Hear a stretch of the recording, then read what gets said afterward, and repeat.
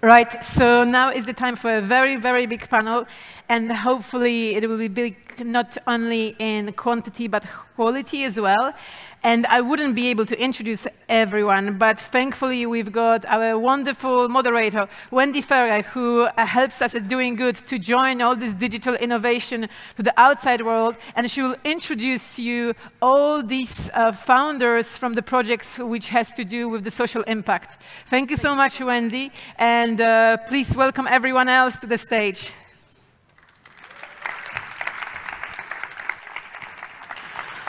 You're first, please. Okay. Or first, as we might say. Right. And Mr. Funk, you're second, so we can just reference. Ievgeniia, you're here. Oh, can we keep the names one more time? I think it's the last one. Thank you. And Arman, you're next to me. Beautiful. We're so happy to be here with you, and so grateful to our panelists who've joined us from around the world and around Barcelona to talk about how Web3 is not going to remake social impact and climate impact, but is already doing its job. We have folks from across all the sectors, so we're going to have a pretty diverse perspective on what is being done and what can be done. Before I let each of our panelists introduce themselves, tell you about the project, the problem they address, and how they address it, I first want to take a look at the marketplace of trust for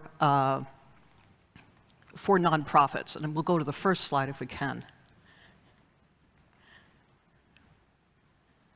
What's going on in the marketplace?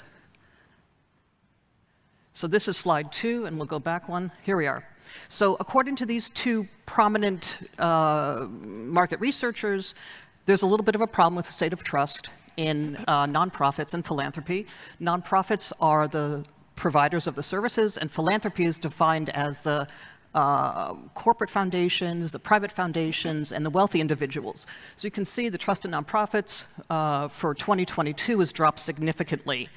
The trust in philanthropy didn't take a big hit, but it's not starting from a great base. The Center for Philanthropy at the University of Kent, which is in the UK, the lead researcher, her name is Beth Breeze. She says, in the 1990s, we were concerned about nonprofits being well-intentioned, but just kind of not very good at what they do, amateurish. And what she says now about these results, I think rather than being worried about good intentions from the nonprofits that are imperfectly executed, I think that now the public are worried about the bad intentions of nonprofits, and in particular, their donors. Not a strong place to start from. Let's see what they suggested, the key problems and the solutions. The suggested solutions, this is for the institutions that we've all been giving money to for a few years or many years.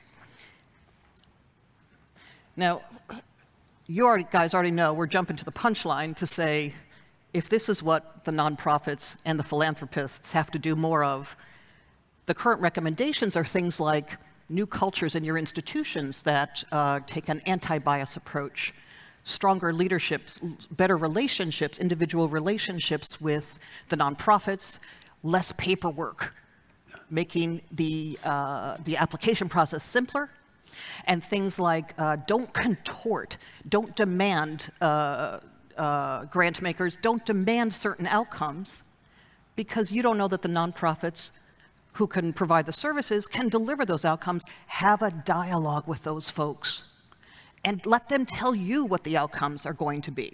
So that's the sort of normal world, real world approach to fixing social and climate impact.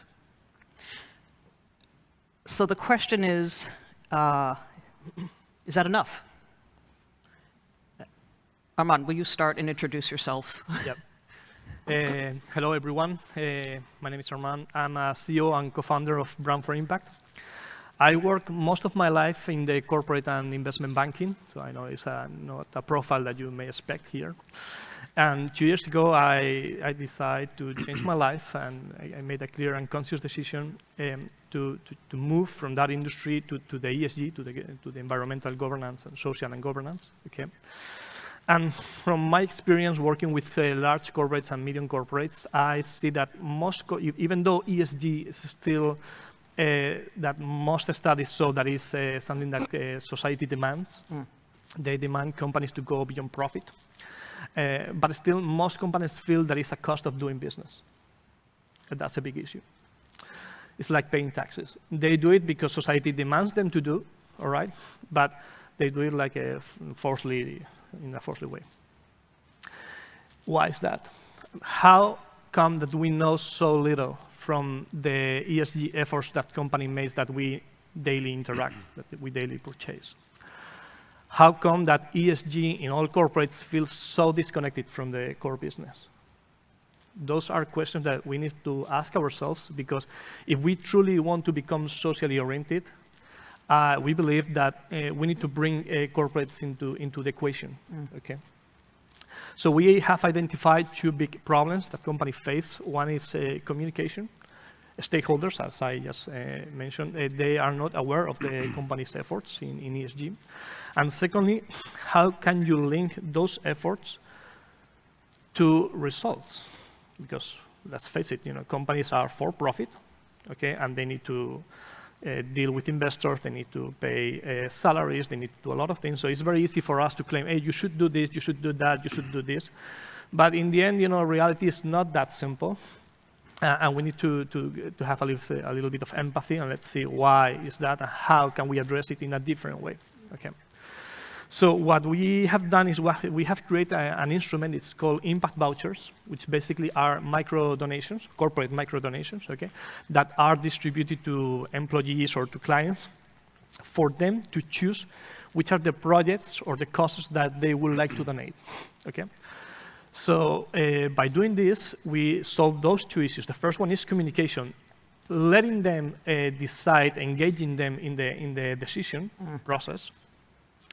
You make sure that they are well aware of what's the company doing, okay? Because the communication, the marketing, the social campaign is within the donation process, all right? And secondly, you can direct those impact vouchers and link it to any corporate or commercial goal the company has. I'll give you an example. Last month, we were talking to Iberia, this airline, and I was telling them, look, imagine that you have, you give one impact voucher to anyone that bring a luggage with maximum 10 kilos weight, for example. If we have less luggage, we have less weight. Less weight means less consume of petrol, which means less emission of CO2. Okay, which goes in line with the corporate objective of decarbonization of the company. Okay, so basically you link the impact voucher, the micro donation, to an objective. So the company gets a benefit that goes in line with the ESG efforts. Plus, you ask the client to become part of the decision process and let them choose. Okay. Beautiful. Yeah. That's it. Yeah. Okay. Good. Cool. Andrew. Hi, my name is Andrew Funk, the founding president of an NGO called Homeless Entrepreneur. And we believe in PPPs, which are public, private, people, civil society partnerships. And that's why we participate in events like this one that's amazing, focusing on Web3. And that's why we've slept out at COP25 in Madrid. That's why we've been participating for 4 years straight at the World Economic Forum, normally sleeping in a teepee in 15 below zero. This year, we were under a bridge, 4 degrees, and a lot of rain. The main thing that we do is we want to help empower people out of poverty. And how do we do that? We involve them in what's going on. I thought the statistics was interesting because she mentioned the confidence rate of philanthropists, which is almost twice, it's almost half of what it is for NGOs, and the loss of both. But you have to keep in mind there's a direct relationship between the funding of the projects and also the structure of how organizations are funded, where it's going. So I don't think it's fair to blame the NGOs for all of that, also because most of them don't have the luxury of designing where they want to go and waiting, until that funding comes. Normally, they're just looking for the funding that exists, so they have to deal with that framework. So I would argue that philanthropists have to rethink about how they're investing and creating social impact. All these things that are said here is what we want to promote. You also keep in mind the dependency or the relationship of tech with energy and the price of that, and also access. So this is something that I think everyone should think about. Redistributing power, energy, also opportunities, transparency, impact. We've been dealing with blockchain and working with it since 2018, which was quite popular at the World Economic Forum at that time. There's a trend every year that comes up, and that was there. But we work with it, and for us, it helps create greater transparency and impact. Because when there's more transparency, then you have more credibility, and that number goes from 56 up a little higher. And then we talk about being honest, transparency again, and dependable. Technology is an opportunity to maximize. It's like a magnifying glass. So for us, technology gives you the opportunity to be a better or worse person, depending on your actions and your behavior. So all we really want to do is, first of all, thank Doing Good. Andre, we've known each other for a while, Daniel, and Lisa as well. It's just an opportunity to be able to think about how we can bring people together and how we can provide advice to how we can create greater social impact, thanks to empowering people. So thank you for that. We rely on you for that, for bringing, for creating flashpoints and attention and connections where very few people would see the opportunities. Thank you. Max, may you introduce yourself? Hi, everybody. I'm Max Semenchuk from Ukraine. I'm a social entrepreneur. I work on a bunch of the projects I'll tell more about. And I also advise the Ministry of Digital Transformation of Ukraine, specifically with the fund connected for crypto support of Ukraine purposes. And for a long time, I was in this impact DAO space, researching, finding, building. One of my key ecosystem I developed was around Giveth ecosystem, and now there's a project called Trusted Seed, which is a community of trusted impact DAO specialists that can help scale, that can establish the right governance, because we see that this is basically one of the bottlenecks on scaling, because there's usually some small crowd that works together really nice, but when the effort becomes wants to scale, the lack of trust, the problem of onboarding, different processes go wrong. So in Trusted Seed, we are creating the field of expertise for that, and also for the legal self-insurance in the face of the more legal risk connected with the DeFi scene, and so on. And we also have this trust layer that will allow people to switch ecosystem without losing this background they made. So this is why quite tackling those problems. And I also can share quite interesting experiments from Ukraine with more than $100 million donated from more than 100,000 people across the globe.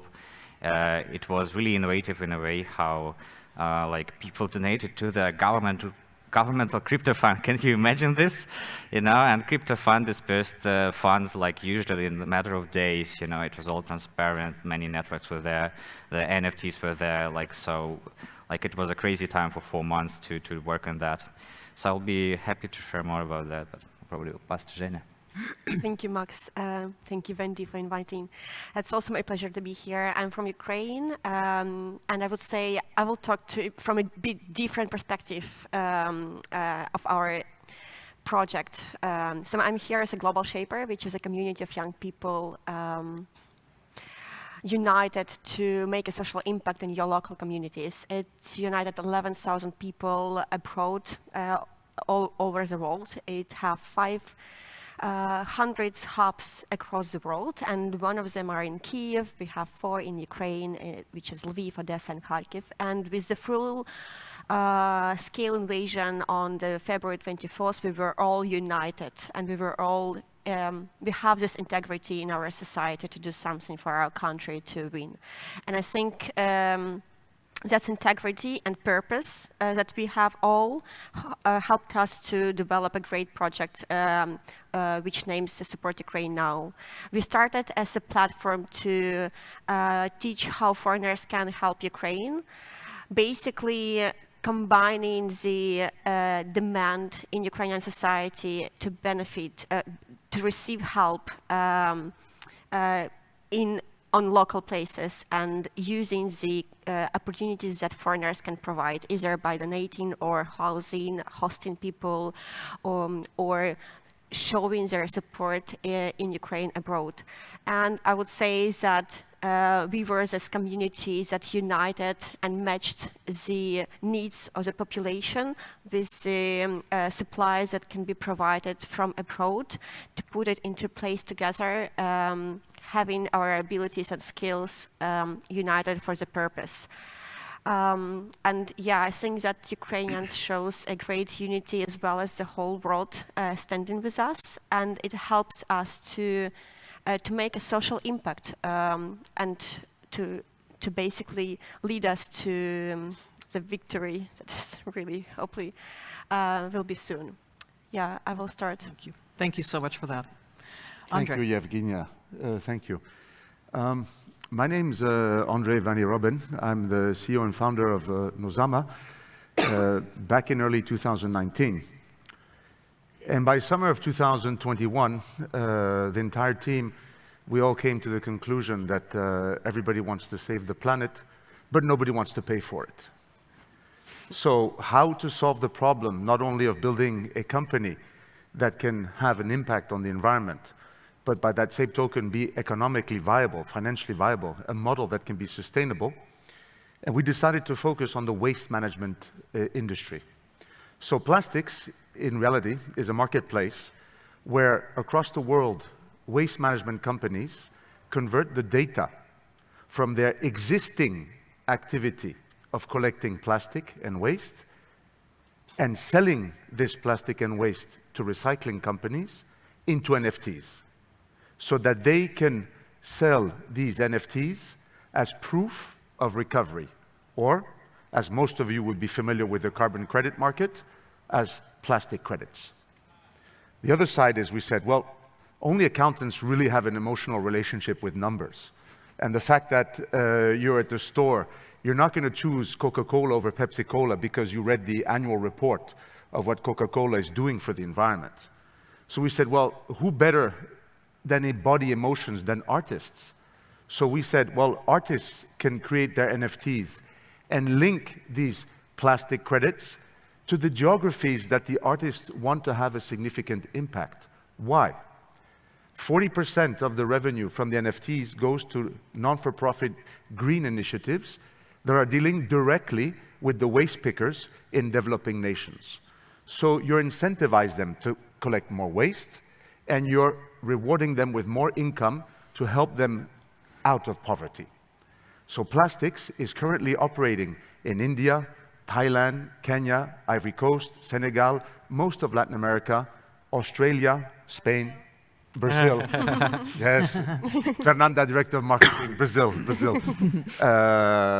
And we are transacting thousands and thousands of dollars worth of plastic credits and helping non-for-profit initiatives in Brazil, in India, across the world, get funded, and helping companies prove their commitment to the environment.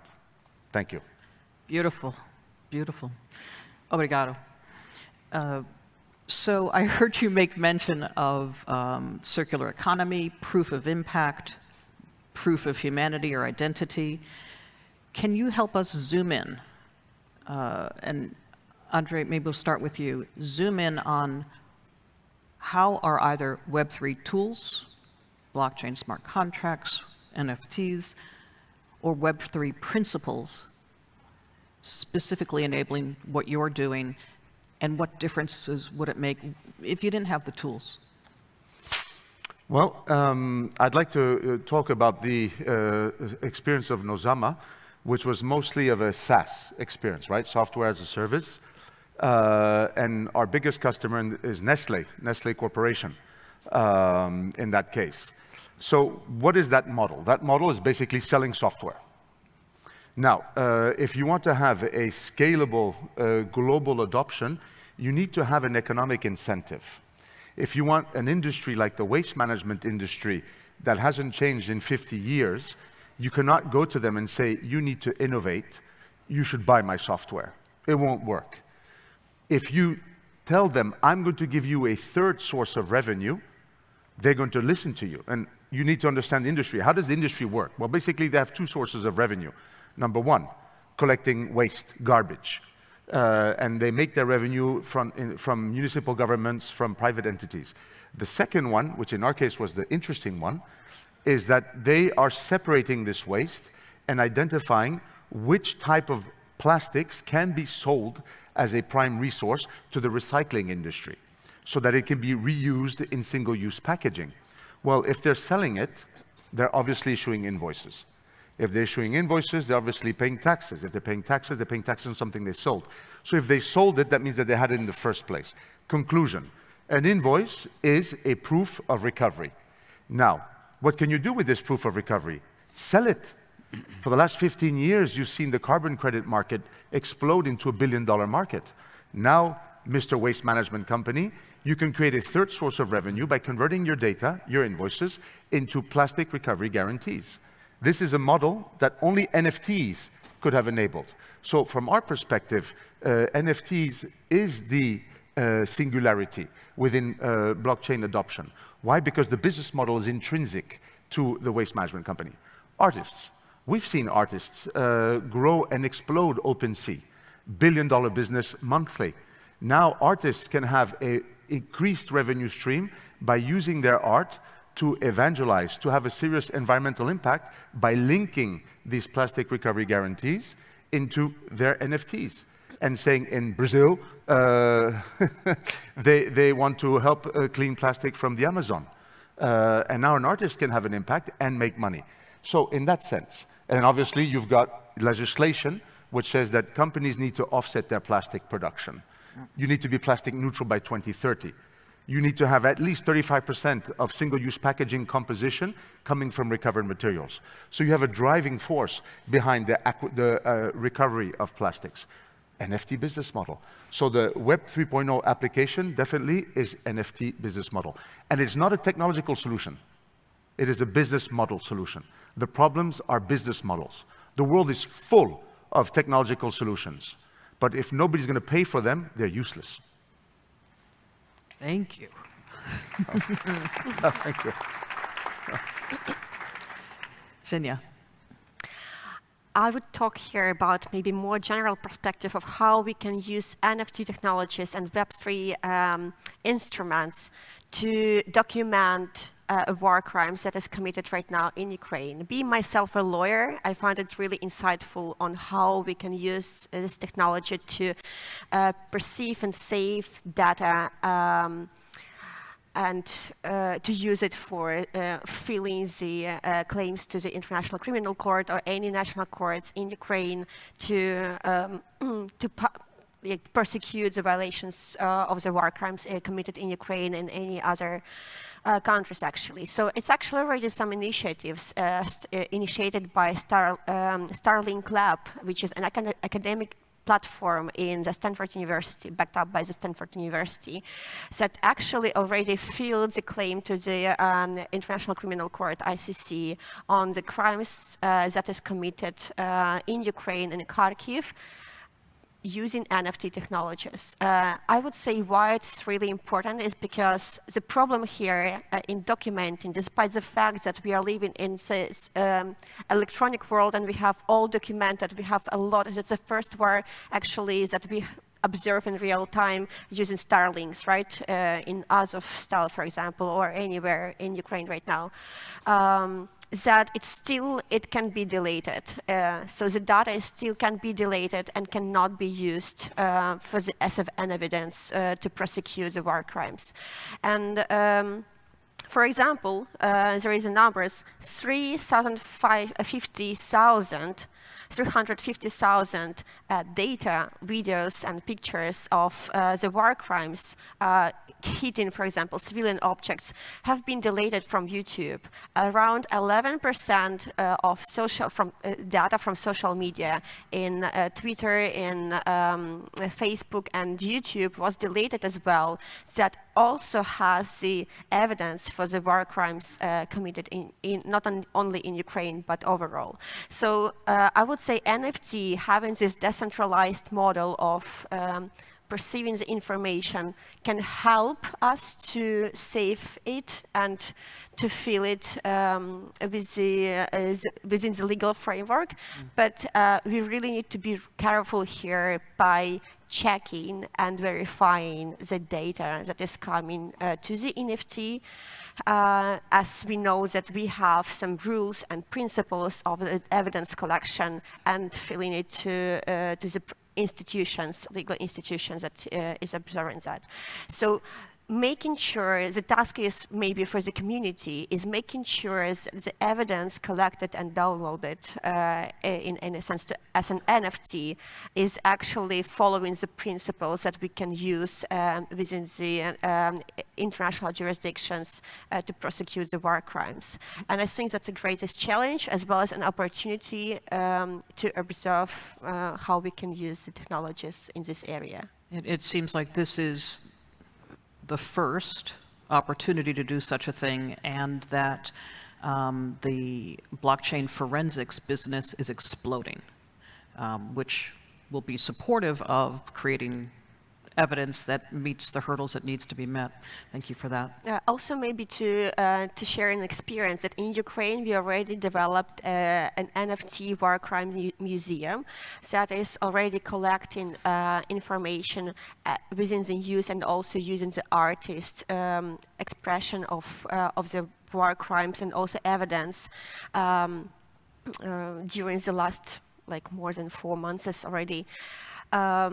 So basically, we already have these instruments of gathering of information through the NFT, combining artists as well as official information and use that we can have the museum or the storage of the own information. Amazing. Max, you have a huge number of projects to choose from to tell us about how Web3, maybe both tools and principles, are at play in what you're doing. Would love to. Well, I'm a builder myself, so I like to dig deep on tools. Like currently we use non-transferable reputation tokens, and then we of course use multi-sigs for fund management. We have advanced things like conviction voting or augmented bonding curves that are like high-top-notch, like crypto economic stuff. But being also doing research for more than 2 years in this space, I kind of found out that it won't work in the way that you kind of send somebody a tool and then everything becomes great, they start using it. So adoption and cultural gaps might be in front of that. So I think we already have, and we still need to experiment more, but we already have quite a lot of interesting things, technologically on the market. But many people that are just trying to mimic, successful Web3 teams or companies, they see they use this code, now we use this code, right? But we don't, if we don't treat community as a main purpose of this, if we just see a vehicle, then we'll just, put some community manager on the Discord, and that will be not the real democracy, right? Or participation. So with any tool, such a risk can happen. So for me, the cultural things like open source, transparency, this Web3 values should come first, I think, but they will really help to promote the tools. Thank you. Well, for homeless entrepreneur, Web3 represents empowerment, access, and inclusion. Since 2018, blockchain has played an important role of not just through the blockchain with IBM Cloud, but also through the fact of how we communicate. So all the progress that we do, everything we do, we share a picture or a video of what's taking place, and that creates credibility. So if someone makes a donation to our Launchpad housing program, and then you see a picture of that person in his new home, sitting on his bed, looking for a job, then it shows that what you've destined your support to is actually going there, right? So you're including the audience as well, which is extremely important. On a micro scale, for example, Clinton Amam is a homeless entrepreneur in Nigeria. He actually created a specific NFT that we're going to be sharing on Twitter today, specifically for this event on OpenSea. So that gives him an opportunity to support our community. And you also see that 100% goes to help people in the program. So that's a micro level. On a macro level, we're always trying to think about the right structure. You know, how do we bring people together? You know, at the end of the day, you have a lot of people that aren't included, and you also have to keep in mind knowledge and poverty. All the wealth of knowledge that has to be distributed, so that way, not just this room is full, but the entire city, and people understand the value of Web3. Because if they don't have the knowledge, they will never be able to recognize how to participate in positive change. So to summarize what we want to do and how we do it through Web3 is, it's another tool, it's another opportunity to build partnerships with amazing people that are here and also on the other side, and those that will see this, to see how we can work together to truly make the world a better place. Thank you. Thank you.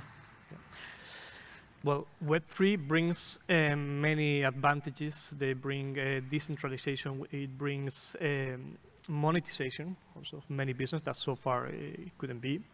But in our case, for Brand for Impact, the more important will be democratization. As basically the corporate donation world is very fit within the tier 1 NGOs, okay? And actually these NGOs, which I have nothing against them, they spend more, well, millions in advertising. So obviously that's when you ask someone, can you name 10 NGOs? People struggle normally.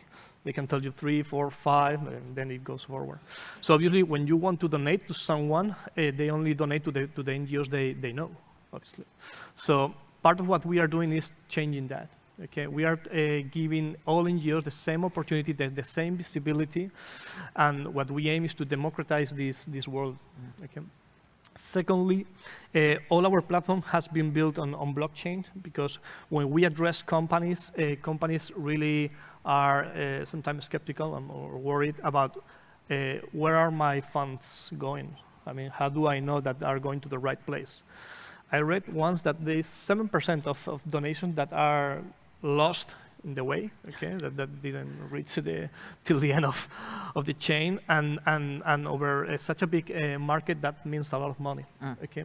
So we really need to make sure that we provide a solution that can convince both NGOs, companies, and also the users, the clients and employees, that the money is going fully to the destination they chose, okay.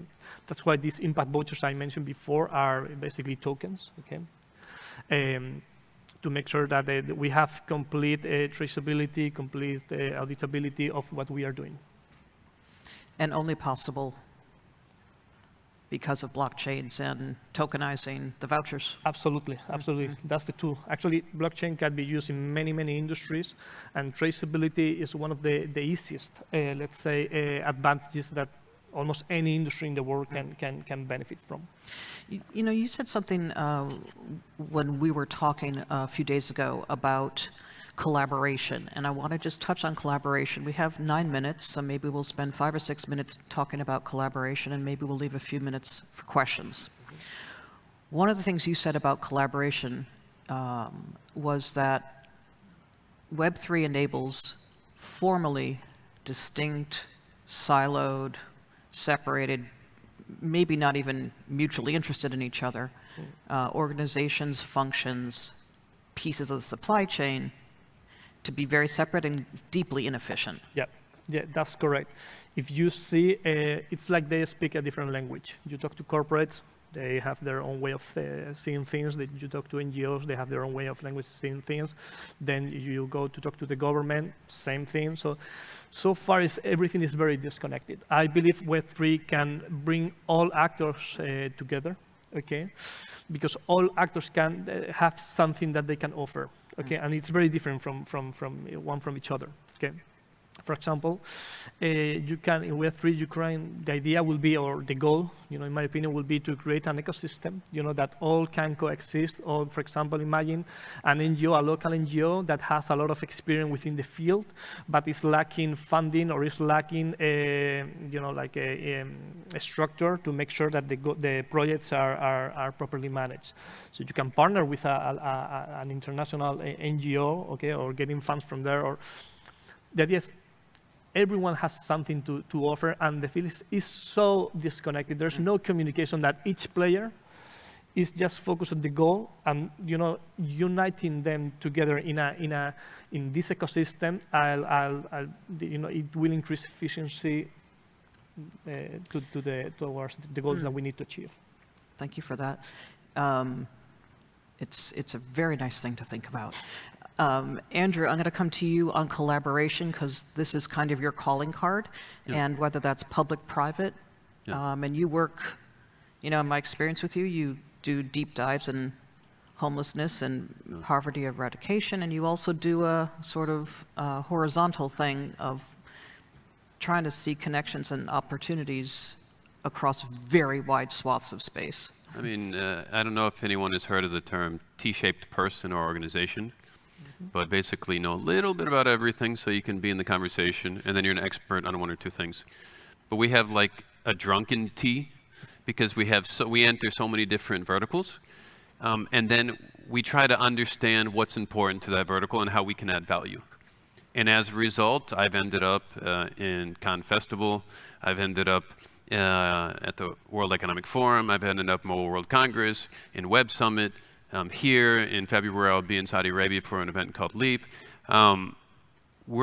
We believe that society is connected, and like he mentioned, they're connected, but they don't see the connection. So what we try to do is help people understand that they, homeless people, or another sector, aren't they but us. So if we work together and understand really how everything's structured, then we can get a much better result. So I think Web3 has an opportunity to create a better framework to go on top. It needs to be legal, structural, it needs to be something that can be modeled, and it needs to be something that really brings people together. Because we have that wall that separates from us from the next room, right? But how do we have those points so we can actually find out where we have some common interest, and when, the commons, when we have common interest, then we can create common goals. And another thing, just to end, is the importance of the structure of financing and funding. Because most organizations, NGOs, don't have the luxury of focusing on what they want to solve. They end up focusing on the subsidies that are provided, which is also why we have a strong focus on the private sector. But you have to understand at the same time, we're meeting with ministers, speaking in the European Parliament, Senate of Spain, Catalonian Parliament, but you have to understand the relationship between private, public, and people, which is civil society. PPP. Heard you say it many times. Max, can I give you 1 minute? 1 minute each? And then we'll have 2 minutes for questions. So you spend a lot of time in Web3 OG space. So what's your view on collaboration and how we can bring some trusted partners to an untrusted space? We can meet and speak like that, for example, right? But then I believe what worked for me, especially in the ministry, when we try to also bridge the gap between crypto businesses that are anti-regulational, between governments who doesn't know what blockchain is, between NGOs who also somewhere in between. What worked for us was the method called foresight. Basically, we got them in the room for 2 days, around 100 people, so they can open heart, open mind, speak about the future of the industry, how they see this, and that makes more powerful impact on their desire to work and understand. We got one guy from the financial monitoring service, the guys who checks all of your bank accounts and so on. And after he spoke on one of the sessions, one other crypto guy said, wow, he's a normal guy, we can work with him, right? And that's the magic of speaking. That's amazing. Absolutely agree with Max and Andrew, actually on the collaboration and communication here. But I think that everyone has its own role, and we need to synergize each of the role for the good purpose. And meeting the good purpose, serving the good purpose, collaboratively with different stakeholders like civil society, government, business, artists is so important. And we can use the Web3 to serve this purpose, but also we need to be careful that the new technologies will not serve bad purposes or mistrust or disinformation, which is crucial nowadays, having a lot of resources and having a lot of opportunities to mistrust the society. And I think that's the greatest challenge that we can address as well, but also that the technologies and Web3 can solve together. So we gave a keynote speech last month at the for United Nations on Ocean Day at Abu Dhabi, in front of the Ministry of the Environment and 14 ministers of African nations. And their interest there is to make Abu Dhabi the center for NFT exchanges. We're working with the Egyptian government on trying to create transparency in a society called Zabalin, which are the Christian Egyptians, who are dealing actually with the waste recovery in the streets of Cairo, because modern equipment cannot go through the streets. So it's really still a hand-picked job. And they don't, and crypto's illegal. Crypto's illegal. So we talk about plastic recovery guarantees. What's the point? Point is that you give a solution. It has to be a business solution. And here's a big point. It has to be free. So when you talk to an environmental government, you talk to a partnership, to a public entity, and you tell them you can have access to transparency, accountability, and waste management, and it doesn't cost you a dime, you get their attention. Yep. So it's business model driven. It's very important to be business model driven and functional driven. What is the objective of the Egyptian government? To create transparency in a 250,000 strong community that is working in a very opaque place. But they're not going to want to pay for it. Now, if you say, hey, Web 3.0, all you need to do is just sell the data, they're your best friend. Now, why is this important? Because economics drive the road to sustainability. Economics. Conservatorship is the privilege of the privileged. Most of humanity is surviving. So you need to find solutions that have economic viability to be able to have an environmental impact. And working with governments, that is the approach that we have seen that is working. Wow. Wow. I wonder if we could take 1 minute, which means we're borrowing 30 seconds from production, to ask if there's some questions. We have a wide diversity of perspectives here, and I really appreciate the effort to find the commonalities.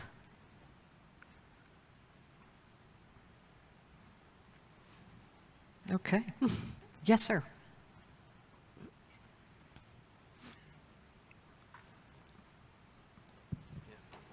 Hi. Thank you very much for the panel. It was also really well moderated. Thank you.